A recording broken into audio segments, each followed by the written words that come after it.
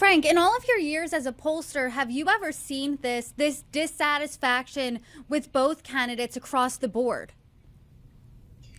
I thought that 2016 was going to be the worst election ever, and it was pretty bad. And the debates were pretty bad.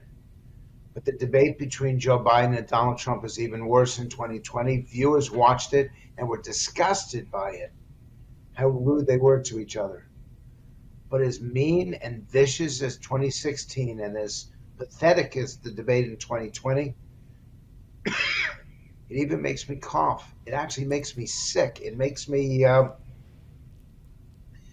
long for the days of the 1980s and Reagan and Carter, or Reagan and Mondale, or even Bush and Clinton, Dukakis. Those were good elections. The last good election I remember was Barack Obama running against John McCain. That was an honorable election. They disagreed over policy and they didn't tear each other apart. In 2024, you haven't seen anything yet. It's going to be can't use that language, I don't think, but it's going to be really, really ugly. As we sit here less than 9 months from that, what you're describing as that really, really ugly election, what specifically are you looking out for next, aside that this seems to be the sequel that no one wanted or asked for?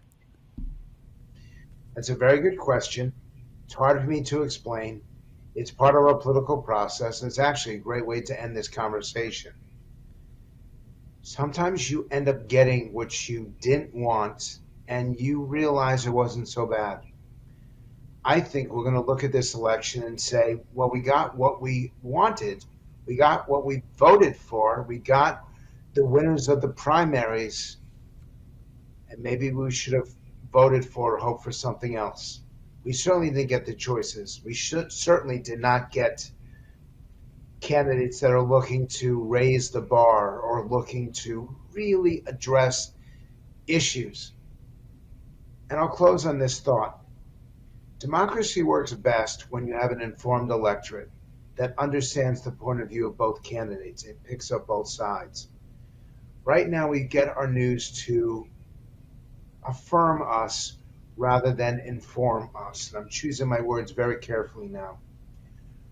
We want to know that we are right rather than being truly informed. And we are increasingly rejecting information that goes against our worldview.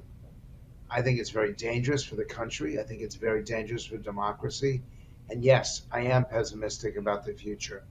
I'm hoping that something will happen, a third party candidate, a different alternative. I'm hoping that America comes to its senses because we're the ones creating this. If you don't like Joe Biden or Donald Trump, you vote for something different. And they haven't, and they won't. So that's exactly what you're going to get. You know what? In a democracy, you deserve what you vote for.